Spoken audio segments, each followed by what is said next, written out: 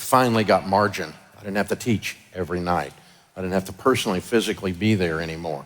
The logistical nightmare was unplugged, but also the personal treadmill was turned off, and we leveled up. It unlocked the door to the next stage, the Pathfinder stage. Once we recorded Financial Peace University, of course, I could focus on other things. I had more team members now, and I felt like I was herding cats. It's like when Daniel was little, my son was little, he played ice hockey, and I coached his ice hockey team. I played ice hockey a little bit when I was a kid up into college. And so I'm out there with these 5-year-old little boys on ice skates. And they have one thing to do, whatever they want. They're like little bear cubs running around chasing a black dot. And there's no coaching them. It was just like daycare on skates. And it kind of felt like that running this business. I thought I was herding cats. It's like trying to nail Jell-O to a tree. Putting out fires all day long. Everybody's just running off doing their own thing. Nobody knew what the other one was doing. We were all just doing stuff. It was crazy. And Russ and I, when we first started, Russ Carroll, my first guy, and I, we sat down and prayed about and wrote a mission statement, which was very good, and it was our mission statement. As a matter of fact, we think God was involved because to this day, 35 years later, it's still Ramsey's mission statement, only with one minor change in 35 years. So it was a good mission statement. But I started to notice as I was doing this, there was kind of this, you ever felt like when you walk in the office, there was like you were walking through molasses, or like there was a cloud overhead? I felt like Pigpen and Peanuts. Like there was just something wrong in the air, but I couldn't figure out what it was. I could just feel it in my spirit. I could smell it in the air, but there was something wrong, but everything wasn't quite going. The enthusiasm was starting to kind of drop down, and it was more like people were just mailing stuff in, and I couldn't figure it out.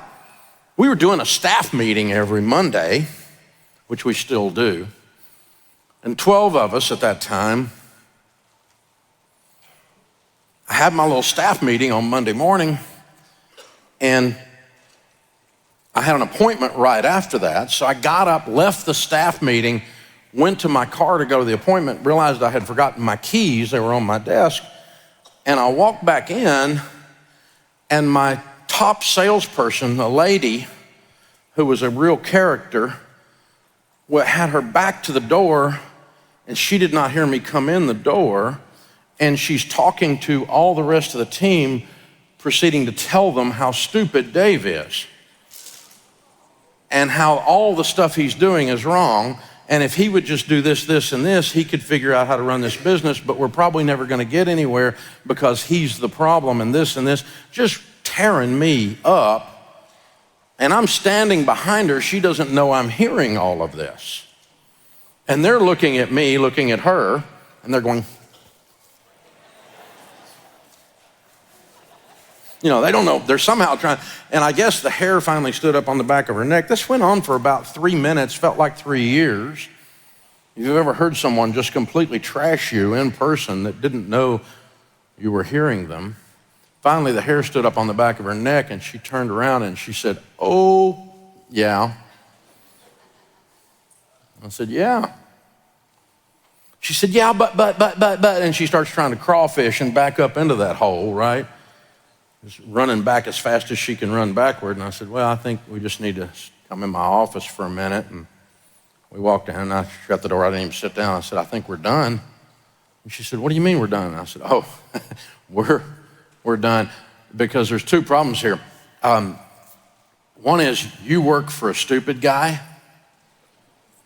and you keep working there, which means you're dumber than he is. So I'm gonna help you with that.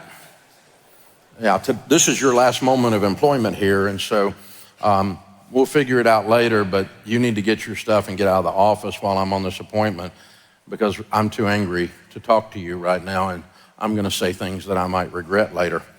And the worst part of this whole thing was my wife had told me not to hire her. And every time we would get together with a company thing, the woman was just real outgoing. She had a lot to say, obviously, and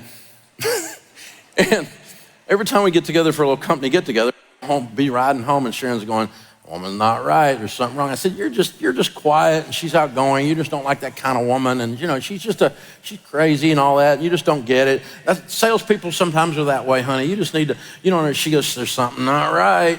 Now I got to go home and tell Sharon that I have fired this chick. Oh, it's double hit, man.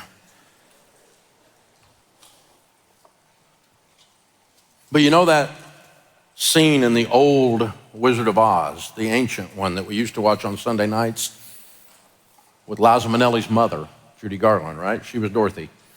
And so towards the end of the movie, the original Wizard of Oz, the Wicked Witch's broom catches on fire, and Dorothy grabs a mop bucket full of water and throws it to put the fire out, and accidentally splashes the water onto the witch, and the witch starts melting and going through a trap door, and dry ice is coming up. What a world, what a world. You remember the scene, right? And she goes through, and then there's just the hat.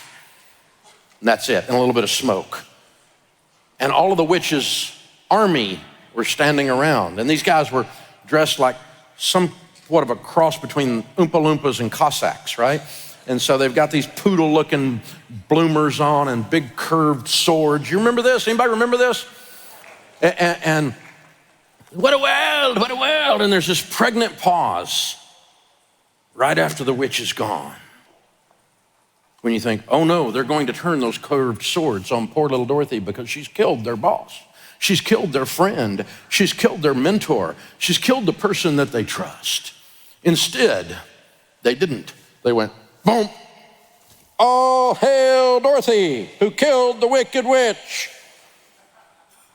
That's what happened when I walked in after I fired that woman.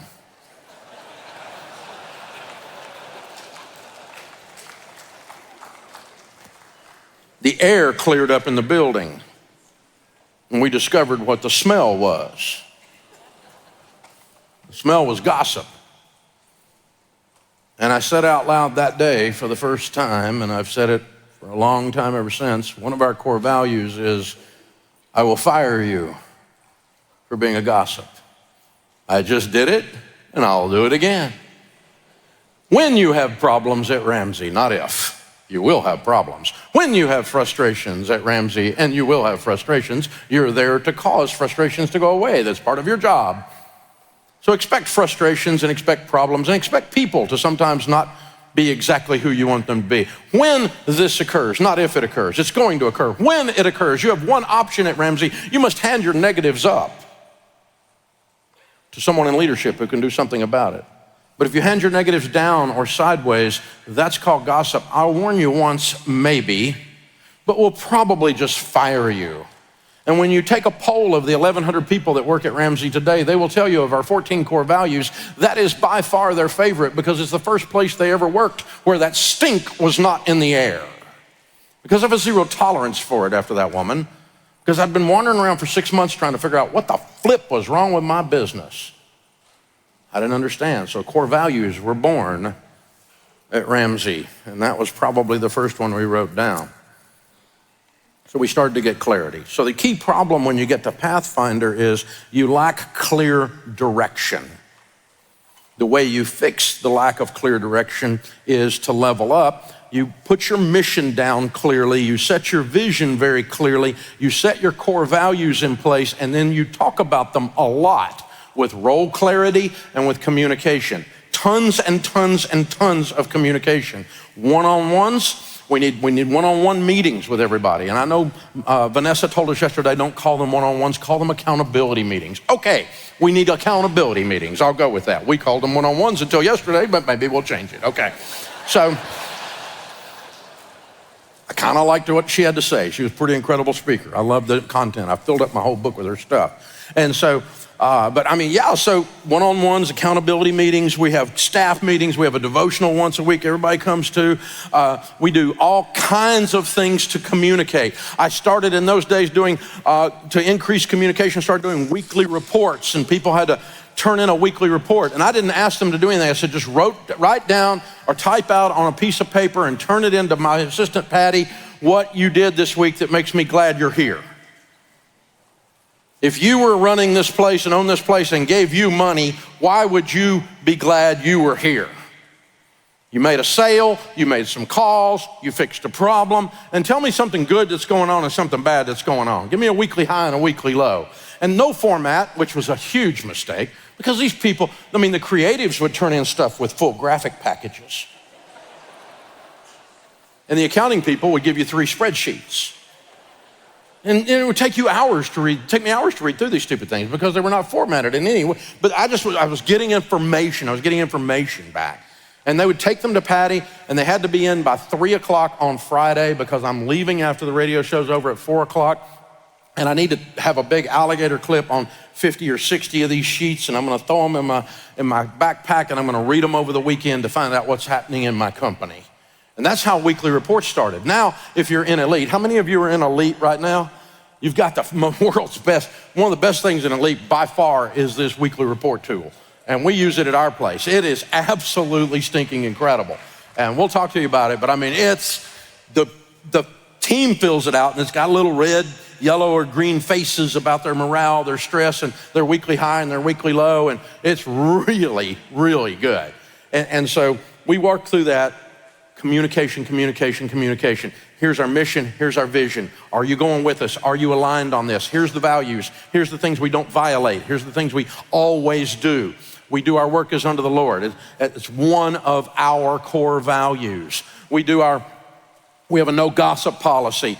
We have a marketplace vision, and the marketplace vision is if we help enough people, we don't have to worry about money. That's one of our 14 core values. They're all over the building. They're in your face on the first day at the work, in the onboarding. We're aligning you to the vision. We're aligning you to the process. We're aligning you to the core values. And then we're gonna communicate, and stay aligned, because this is who we are. Are you a we? We are French. We. You got to do this to be a we. And we talk about it all the time. And about the time you're so sick of talking about it that you think you're gonna throw up, they hear it for the first time. You gotta say it over and over and over and over again. My friend Andy Stanley, a pastor down, great leadership speaker, pastor down in Atlanta, says, you gotta tell them 21 times before they hear it once. Sorry, but that's the reality of life. Because they're hearing it through their paradigm, their personal issues, whether they were late to work that day, whether their car has a flat tire. They're hearing it through all this, so they're not hearing it most of the time. You gotta communicate. And then gradually, the ducks got in a row, and it didn't feel like herding cats. Incrementally, 1% at a time maybe, if we were gonna do James Clear. But a little bit at a time, after we kept doing this, everything got in line. Now we're heading towards being Trailblazer. Trailblazer, where we started making some money. It was fun. For the first time ever, I wasn't desperate on Fridays. For the first time ever, I wasn't freaked out about cash flow. We were stacking cash, baby. It was cool. Everything we touched seemed to turn to gold. It was nice. I actually got a good car. It was awesome. We started seeing, hey, we could 10X this thing. I mean, we're doing about $30 million at that point. We thought, gosh, we could do a $300 million company someday. We could see it, we could feel it. We could see the trajectory. We could see the hockey stick up and to the right. The numbers were moving. The viewership, the listenership, the attendance, the engagement, all these different metrics and KPIs we were using were all starting to click and tick. And some of our processes were still back there. Some of our systems were antiquated, but we were afraid to touch them because they were working, even though it was ridiculously laborious. The labor intensity.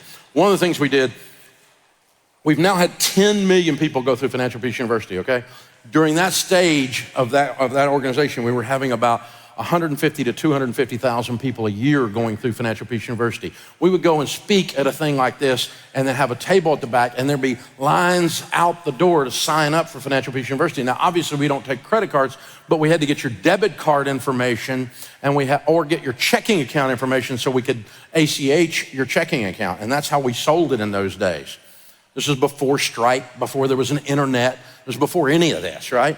And so how dumb is this? We actually had you handwrite out your debit card number or your bank account number on a piece of paper, a form, and then we bought this software that was supposed to scan it and read it and put it in, and it had like a 40% error ratio. So it was like always wrong.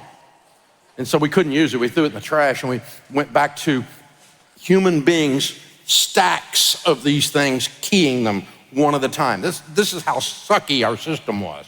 Our system was, so it was like for something from the 1950s or something, running a 10 key and pulling stuff off, only they're actually entering it into a database and then trying to process the payments. And we weren't getting the payments in. Sometimes we couldn't get all the work done. We couldn't stay ahead of the curve. So sometimes it was 3 weeks before we hit your account after you bought it. And it was like, oh, I forgot I did that. Wow. So we realized we had to fix these systems, and we were stretched too thin, and we had to work smarter, not harder, and all that crap that people say. And I had 3 guys running the 3 divisions of the company at the time, and I got my first CFO in, Mark Floyd, and he was with me for 14 years before he retired just not long ago. And those 3 guys and Mark and I grew the business until 2012.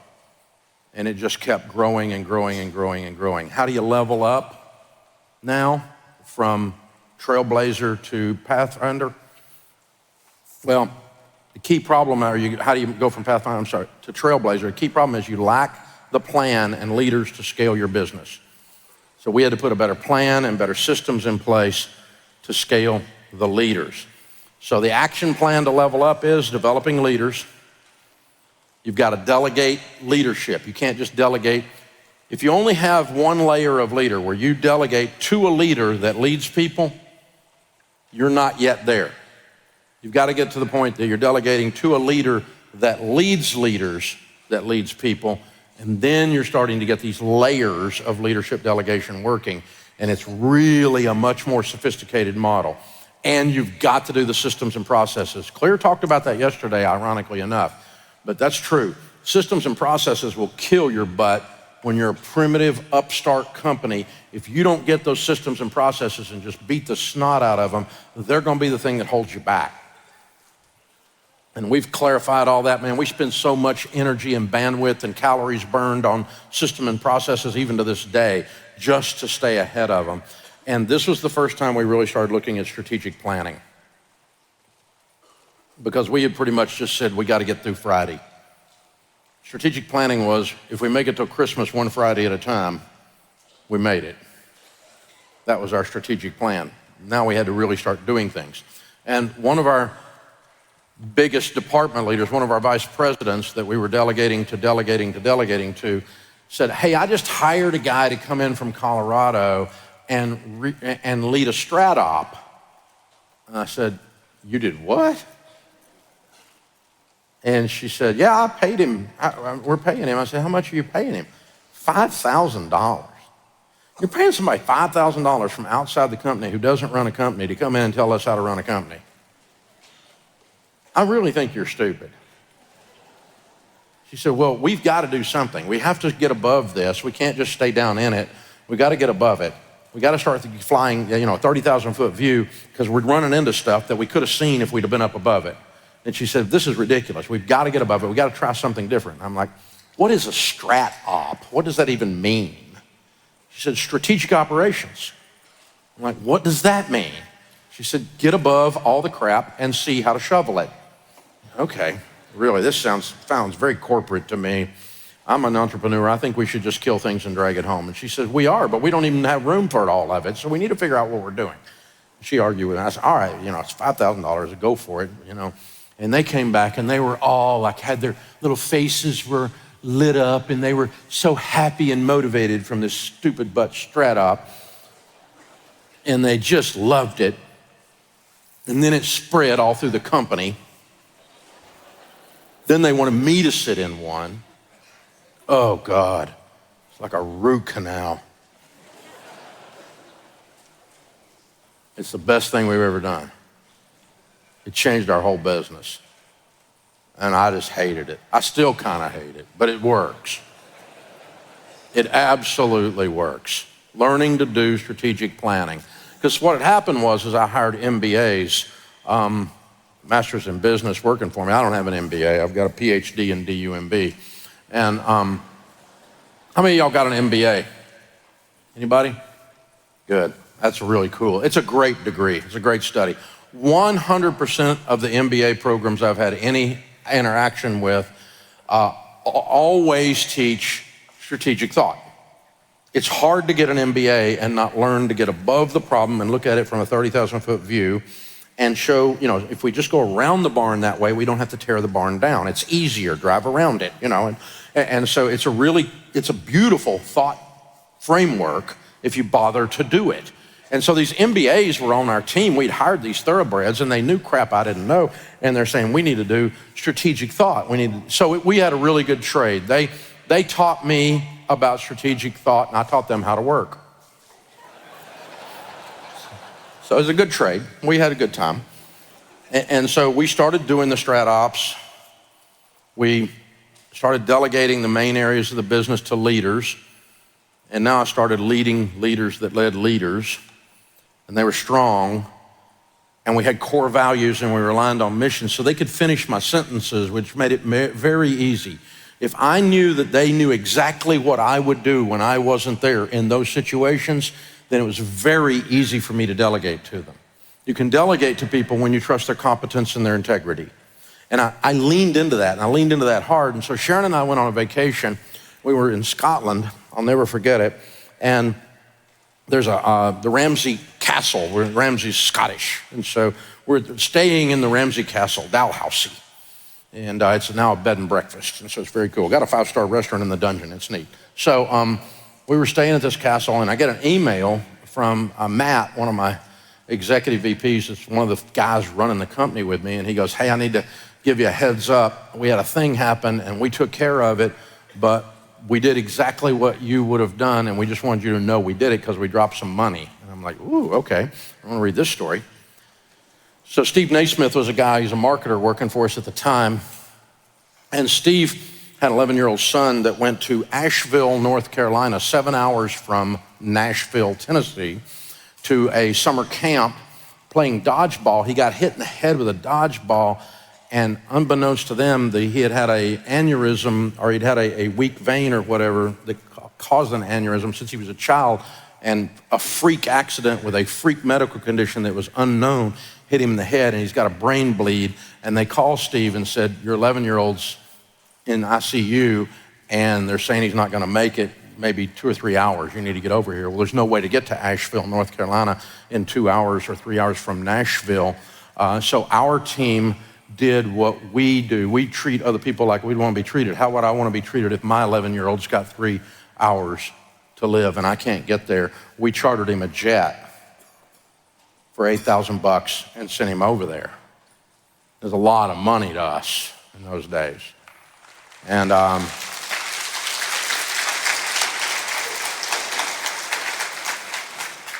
he got there in time, and wonderfully, Will, his son, recovered and made it. And we actually ended up having a 5K race in the area to raise money for Will. It's called Willpower. And we had a 5K race for Will for years in the area to go with this. And my guys are like, they made all of these decisions without even asking me, because they knew that that's what we would do at Ramsey, because we had always talked about what we would do at Ramsey. We treat other people like we'd want to be treated. And then you don't have to worry about anything called loyalty.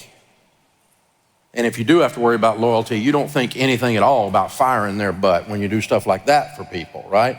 If you observe me do that for Steve and then you're disloyal over here, knowing I'm gonna be that loyal to you, then I got no qualms at all about putting your little butt on the street in a heartbeat. And so we'll talk this stuff through. We're gonna treat you like we'd wanna be treated in this situation. Your daughter works on our team. You know how she's gonna be treated in that, how safe she's gonna be in that environment, because my daughters work there. We're not gonna have sexual harassment. We might have a murder, but we're not gonna have sexual harassment, right? I'm gonna treat you like I'd wanna be treated. That's the process. That's when I knew we'd hit another level. They could make a decision that was an expensive decision based on values and alignment And it was all delegated to that level, and I'm in Scotland having dinner. That's a trip, y'all. In that moment, I thought, this might be the most fun I've ever had in business, because it's starting to work. I don't have to carry all of this by myself anymore. And then that starts moving us towards the peak performer.